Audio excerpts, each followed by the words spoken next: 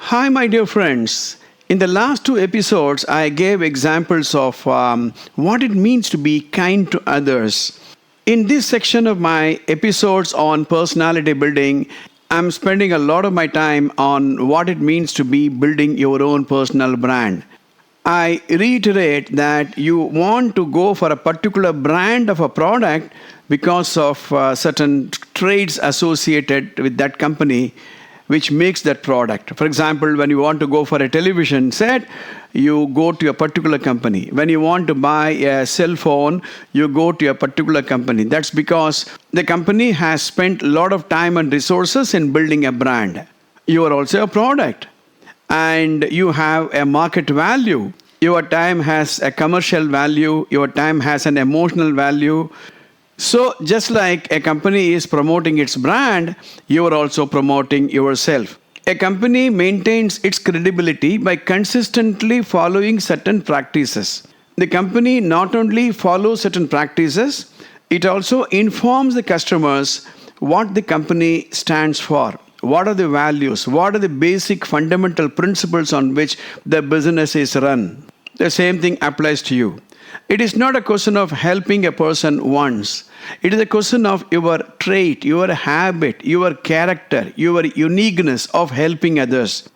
I'm sure you will recall some people name the moment I mention a trait. For example, when I say honesty, I'm sure you will be able to recall some person known to you who represents this honesty.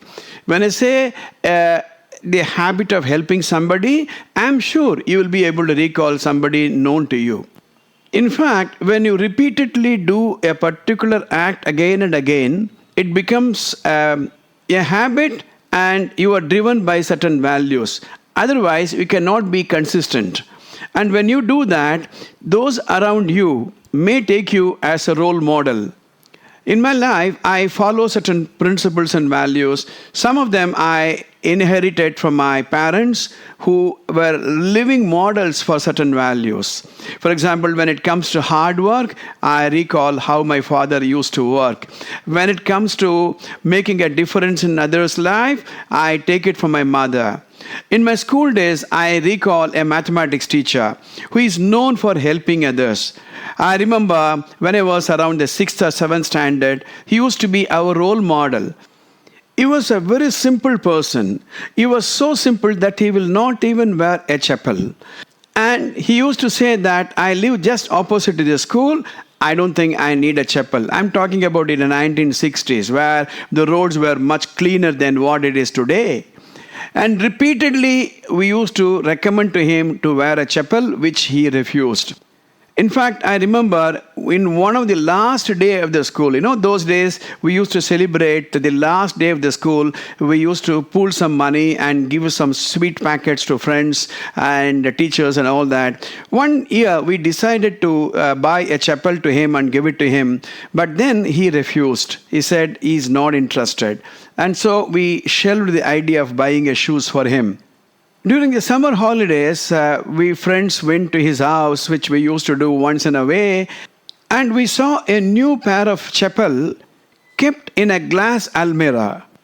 We were curious to know whose chapel was this because I know that our maths teacher lived with his wife and they did not have any issues, and there was no other member of the family who could vary a size of the chapel which was displayed. We asked him, "Sir, is it your chapel?" He said, "Yes." Then we said, "Sir, why is that you are not wearing chapel?" And even when we wanted to donate a chapel to you, he refused. We asked him, how is that he is having a chapel in the house? For which he gave a small little story.